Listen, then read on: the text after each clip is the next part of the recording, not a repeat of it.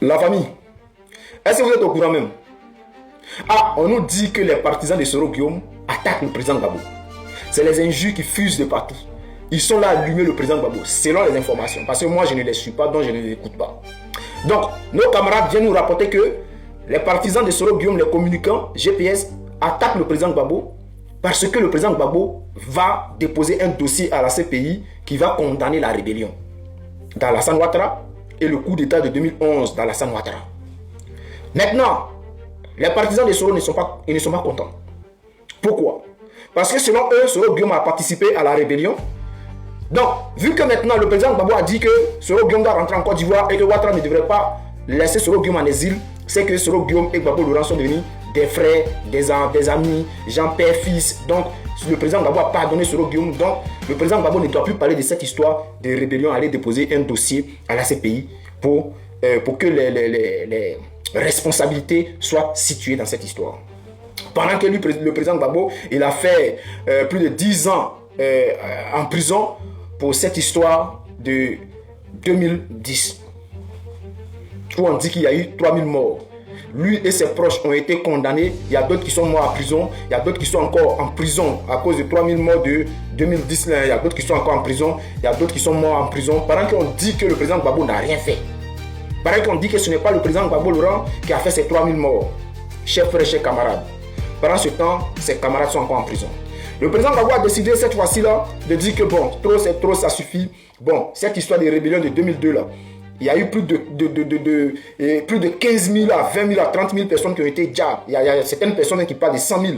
Donc, chers frères, le président Gbagbo a dit, ah, on va aller voir clair dans cette histoire. Qui a fait quoi, qui a fait qui? Donc, je vais aller déposer le dossier puisque le président Gbagbo n'est pas la première personne à avoir porté plainte auprès de la CPI pour cette histoire de rébellion de 2002 et 2010. Voilà. Donc, il y a eu des associations qui ont porté plainte. Plusieurs associations et des personnes même ont porté plainte auprès de la CPI contre Alassane Ouattara et ceux qui ont fait la rébellion de 2002 et le coup d'état de 2011. Le dossier n'a jamais bougé. Bensouda, qui était la procureure de la CPI, disait toujours que lui, quand on va finir avec le dossier de Gbagbo Laurent, on va suivre les autres dossiers, que personne ne sera épargné. Malheureusement, jusqu'à présent, la CPI ne lève pas pied pour dire non que on va aller chercher qui a fait quoi ou bien qui a fait qui. Donc, chers frères, qu'est-ce qui se passe? Le président Gbagbo, voyant les choses traîner, il les a dit qu'on allait faire la bagarre. Ah, les gars, si vous ne mettez pas mon nom sur cette histoire de liste pour qu'on puisse régler cette histoire, pour que au moins lui qui gagne puisse bien diriger la justice, pour que les responsabilités puissent être situées. Alors, qu'est-ce qui se passe? Ils ont décidé d'écarter le président Gbagbo et Jean l'encercler, prendre tous ses enfants, les envoyer en prison. Essayer de diviser son parti politique, exploser son parti politique. Le président Gbagbo a dit, ok, si vous allez dans ce sens-là, c'est que nous allons faire la bagarre. Et la bagarre a commencé. Et maintenant, on voit du côté d'Alassane Ouattara où les gens se plaignent, les gens pleurent pour dire que ouais, pourquoi c'est maintenant il va aller déposer le dossier, et que quand le président Gbagbo est rentré, ils se sont fait des accolades, et que nous sommes dans une période de réconciliation. Pourquoi réveiller les vieux démons? Pendant que nos camarades sont en prison, pendant que ceux de 2010 sont encore en prison. Les partisans de Soro Guillaume sont fâchés parce que dans cette histoire de rébellion de 2002 là et de 2011 coup d'état, le nom de Soro Guillaume sort forcément dedans. Donc ils sont fâchés.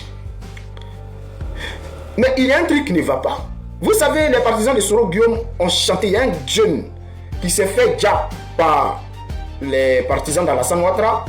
Je ne sais pas si c'était à Odiéné ou à Korogo, je ne sais même plus où, qu'on appelait Soro Cognon. Donc, Soro Cognon, cette histoire de Soro Cognon, qui a été déjà par les hommes d'Alassane Ouattara, le GPS de Soro Guillaume, ses communicants ont toujours chanté qu'ils veulent justice.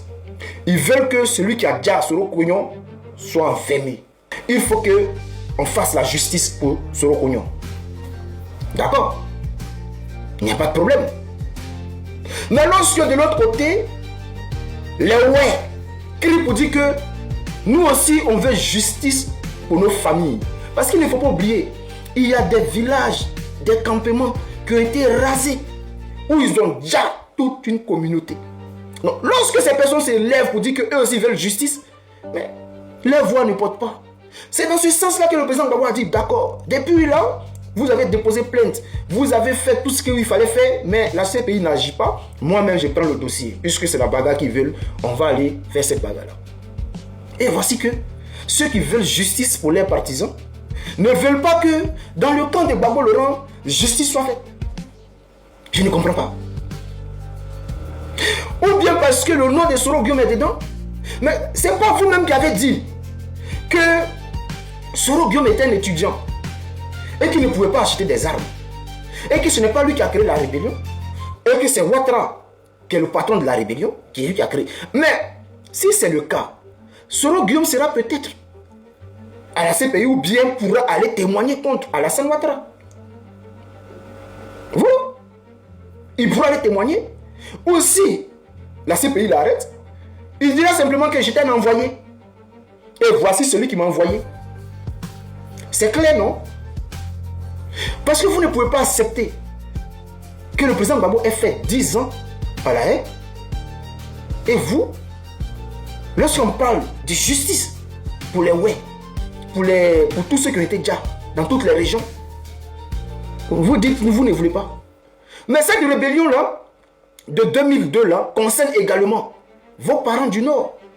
Parce qu'au Nord, ceux qui ont été déjà, les professeurs qui ont été déjà, les fonctionnaires qui ont été déjà, lorsque les terreaux arrivent en 2002 là, pour prendre Boaké, Korogo, Odiéné, pour prendre le Nord là, mais parmi ces personnes là, il y a vos parents du Nord qui ont été déjà par ces terreaux.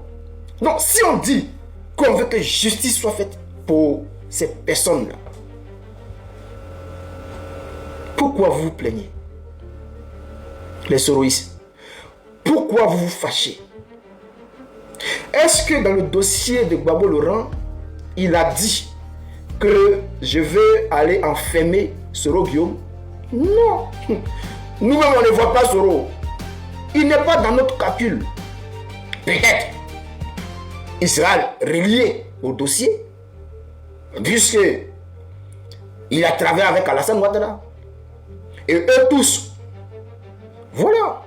Donc, pourquoi vous acharnez sur le président Gbagbo? C'est-à-dire, vous ne voulez pas de justice. Vous ne voulez pas de justice. Si vous ne voulez pas de justice, mais c'est que vous êtes pareil comme Alassane Ouattara. Vous êtes pareil comme Alassane Ouattara. Si vous attaquez aujourd'hui au président Gbagbo Laurent, c'est que vous êtes pareil comme Alassane Ouattara. Maintenant, pourquoi vous combattez Alassane Ouattara? Pourquoi vous combattez Alassane Ouattara? C'est-à-dire, votre comportement démontre que vous êtes plus dangereux qu'Alassane Ouattara. Les héroïstes, votre comportement là démontre que vous êtes plus dangereux qu'Alassane Ouattara. Est-ce que vous savez ça? Mais si vous pensez que aller devant la CPI déposer un dossier pour que on puisse éclaircir cette histoire de la rébellion de 2002 et ce coup d'état de 2011, mais il faut soutenir le président Gbagbo Laurent, il faut l'encourager. Mais pourquoi le combattre sur ce dossier-là? Bon, c'est vrai que vous ne pouvez rien créer dans cette histoire parce que moi-même, je ne savais même pas que vous étiez dans ce jeu-là de vous attaquer au président Gbagbo Laurent. On m'a dit, on m'a rapporté. Mais je n'ai jamais écouté quelqu'un qui est en train de... Voilà. Mais ils ont cité des noms que je ne dirai pas ici. Mais c'est pour vous dire que il y a quoi à vous.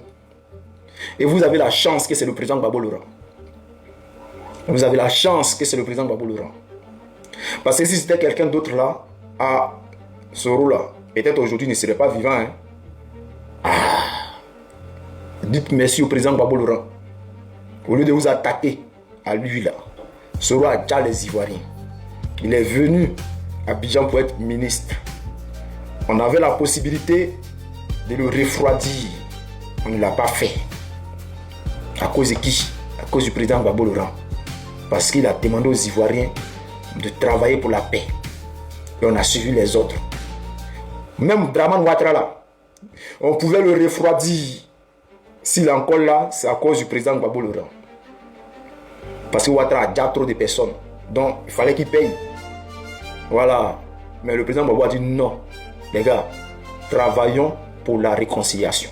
Parce que si tu vas te venger, Demain, l'autre va vouloir se venger. Et l'autre aussi va vouloir se venger. Et la Côte d'Ivoire va rester dans une histoire de vengeance. Est-ce que vous comprenez? Et c'est pour cela qu'on dit aujourd'hui à Alassane Ouattara, ce qu'il est en train de faire là est dangereux. Parce que lui, il lui reste combien de temps? Peut-être 10 ans. Il lui reste peut-être 10 ans. Mais la Côte d'Ivoire va vivre encore pendant des milliers d'années. Et quand lui, ces 10 ans ont fini là, mais tous ceux qui vont venir derrière là, supposons que ce n'est pas eux qui prennent le pouvoir. Donc, chers frères, respectez les gens. Respectez les gens. Parce que ce que vous êtes en train de faire là, si on veut faire comme vous là,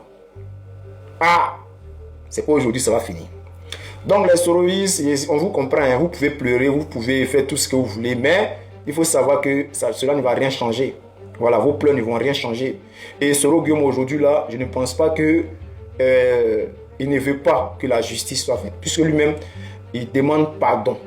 C'est ce qu'il a dit, il demande pardon et que s'il doit aller devant un juge, il ira. Donc si lui-même dit qu'il est prêt pour aller devant un juge, pourquoi vous attaquez à celui qui demande à ce que on clarifie cette histoire de la rébellion, puisqu'on ne sait pas jusqu'à présent, on ne sait pas qui est le vrai responsable de la rébellion. Et c'est ce qu'on veut clarifier. Et ce coup d'état de 2011, là, on veut clarifier également. Maintenant, pourquoi vous vous plaignez? Revoyez-vous, un chef frère, chers camarades. C'était le soldat de Gbagbo, le soldat africain, le soldat panafricain. On est ensemble. La chute d'Alassane Dramane Ouattara doit être un objectif géopolitique, géostratégique obligatoire pour l'Afrique en lutte. Je donne un rendez-vous. Il sera assis à terre et puis on va lui donner.